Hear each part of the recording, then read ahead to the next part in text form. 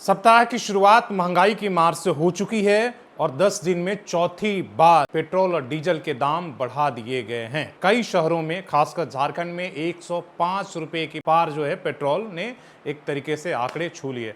सुबह 6 बजे दाम पेट्रोलियम कंपनियों ने बढ़ाया और जो है इसके बाद महंगाई की झटका, जैसे हमने कल ही कहा था कि जब तीसरी बार बढ़े थी कि भाई ये कोई अंतिम बार नहीं, अभी ये सिलसिला जारी रहेगा। इसलिए कि जिस डॉलर का बढ़ता और रुपये का गिरना जारी रहेगा, उस तरह से पेट्रोल और डीजल के भी दाम इसी तरीके से बढ़ते रहेंगे। पेट्रोल और डीजल का दाम बढ़ने का मतलब ये नहीं है कि सिर्फ गाड़ी चलाने वाले पर फर्क पड़ेगा, इसलिए कि हर व्यक्ति पर फर्क पड़ेगा। जो एक तरीके से आम गरीब आदमी है, जिसे गाड़ी से कोई लेना देना नहीं है, उसके भी भोजन और रसोई पर सीधे इसका असर पड़ रहा है और वो दिखने लगा है।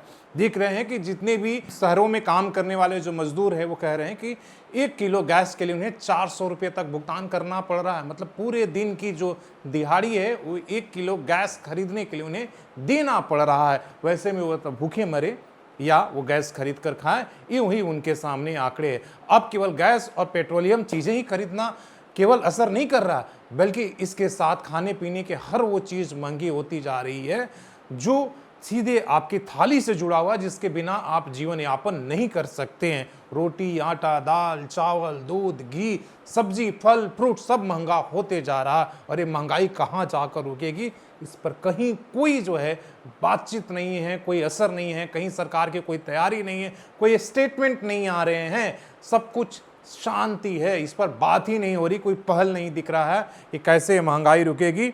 लेकिन जैसे जो है आज पेट्रोल जो है वो 2 रुपये 61 पैसे और डीजल जो है 2 रुपये 71 पैसे प्रति लीटर बढ़ाए गए हैं। मतलब अभी तक 7 रुपये के आसपास में पिछले 10 दिनों में बढ़ा दिए गए हैं और ये आंकड़े अभी और जारी रहेंगे। इसलिए कि पहले ही बहुत पहले चुनाव के समय है भविष्यवाणी कई अखबारों ने लिख दिया था कि पेट्रोल और डीजल 135 के पार, अब तो कुछ लोग कह रहे हैं कि 150 भी पार हो जाए।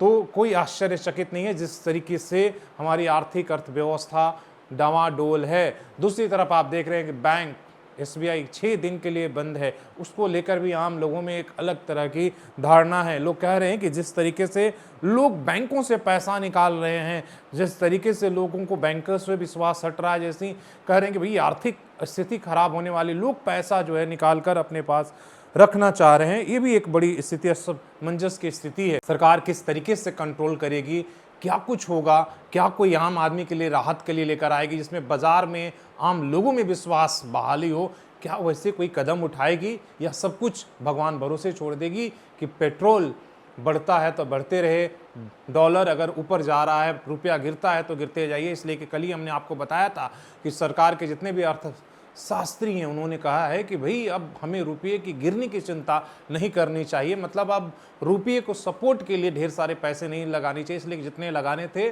सरकार ने लगा चुके, लेकिन इसके बाद भी उसका गिरना जारी ही है। आपको क्या लगता है, ये महंगाई क्या भारी पड़ रहा है आम आदमी पर, क्या कुछ होने वाला है? आप अपनी राय जरूर दीजिए। सरकार को इसके लिए क्या कदम उठानी चाहिए, उस पर भी राय दीजिए।